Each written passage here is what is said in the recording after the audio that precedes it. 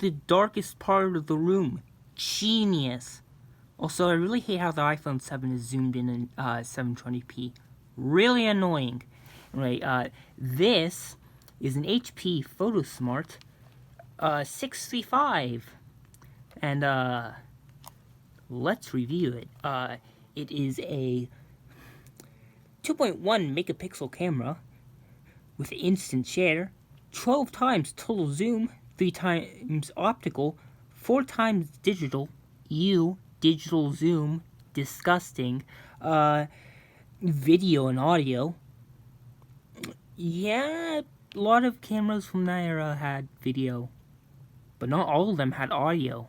Ooh, you see what I did there? HP 8086 optional dock, not 8088 like the Intel CPU. That is a completely different thing. There is the dock, tripod mount that I brilliantly decided to shove a pencil eraser up like a dumbass. This does not normally come off. This is my fault. That's why that's broken. But in here, you have SD card slot, which is a good thing. Unlike some fucking cameras.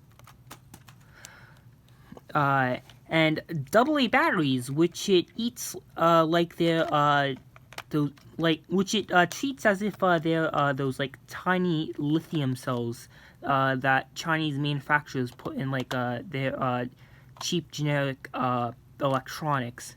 You know what I'm talking about, like those MP3 players. They put like the world's smallest cells in them to save cost, because they're only like $1. They also don't come with like any internal memory. Annoying thing about this SD card slot is that I don't know why, but like these digital cameras, their logical block addressing is pure crystalline shit. Like I have an LG Voyager, and it has like a 64GB SD card slot in it. Put it in, completely fine. It does not give a shit. Well, unless you like go into the settings and the info. It does occasionally crash when you view the information page in the settings for the storage. But I think that's more of a... Honestly, I don't know what that is. But like, it can like read and write to all of it absolutely fine. This max, I believe, is 4GB. In fact, I'm pretty sure if you put a 4GB SD card in it, it would actually hang it. Like, you'll just turn it on, do the logo, and then nothing. Yeah, that's really irritating. But hey, at least we have internal storage. I think it will do a 2GB SD card. I'm not too sure. Right here, we have viewfinder, which is kind of important, because cold cathode fluorescent lamps, unlike the stinking warm cathodes, we don't use a heater with emissive materials. LCD that I can't see on the phone because stupid stand. Zoom buttons, D-pad, menu button, well, mode buttons. Yes, flash button. I was gonna say something about that, but then I decided that was stupid. Shutter button, dedicated video shutter button. I don't really know why. Slide button. Lots of silvers on this side.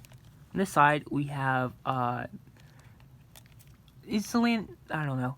On here, we have the flap that broke just before I started recording this. I mean, it is like a fairly old camera, so I'm gonna give it some leniency on it breaking. And then the thing for the lanyard and lens cover. I do not use the lanyard, which is not pronounced that way, because they're stupid and I never understood the point of them. If we turn it on, ooh, HP invent. Date and time, yeah, these tend, why is it always at 354? Yeah, these tend to have the thing where they don't keep the time, because dead batteries. and now it's in the photo mode. You can't tell because the screen is off. There's a good reason for that. Turn it on. It shows what the camera actually sees. But they recommend you turn that off. Why do they recommend that? Well, it's because cold cathode fluorescent lamps, they eat the shit out of power. Those things eat batteries. Oh, this fell off. Brilliant. I mean, it was already off, but you go there. You better not go away. You out of focus port cover. Yeah, these backlights played so many stuff in so much stuff from like late 90s to early 2000s, because LEDs, they were not very good at this point, and these things shoot the hell out of batteries. At least LCD on this actually looks good. Unlike a lot of the portable televisions from like the from about this era, reminds me of the Casio LCD I have. That thing is a piece of fucking shit. Like, oh boy, the is this recording? Yes, I think it's recording. Just probably should have checked that earlier. Yeah, that thing is awful to look at. Oop, I did not notice that. I guess we could look at this. If you press OK, which now I think about it makes no sense, you enter the capture menu. The capture menu, where you can capture menus. It's where you can change settings for your photos. Like image quality, you have good, better, and best. And if you don't really know what that means exactly, you can go into here and read this. Which I don't know if you can actually read, but I'm going to assume you don't even care enough to read it. Good uses VGA, medium and medium compression. The image quality setting remains set when you turn off the camera. Good is VGA, better, full resolution, decent amount of compression. Best, full resolution, no compression. So I decided I can live with some compression and decided middle one. Self timer. Annoyingly, it turns itself off. Found that out because I had like a lens taped onto here to take like really close macro shots of some stuff, and I kind of wanted to not touch it so I didn't vibrate. And yeah, you have to go back in here and turn it back on after you take a shot. Very annoying. EV composition, blah blah blah. Ooh, setup. Camera sounds. Turns camera sounds on and off. Turn it on. Okay, that's really annoying. Let's turn it off. That's a lot better. Date and time. USB mode. Disk drive or digital camera. Disk drive because it works slightly better with like Windows XP. It's just easier with Windows XP and like some Android devices. TV, NTSC or PAL. Last time I checked, I'm in North America, so NTSC. Although, wouldn't surprise me if some of the televisions in here can actually do PAL, as they're like modern LCDs. Language, English. Let's go into this. Picture's taken 0, really? Oh yeah, I deleted it. Thought I left one on there. So let's take a photo of kind of let's do this. God damn it, had the flash on. I really hate that. It does not show if it has the flash on. That is kind of annoying. And there it is with the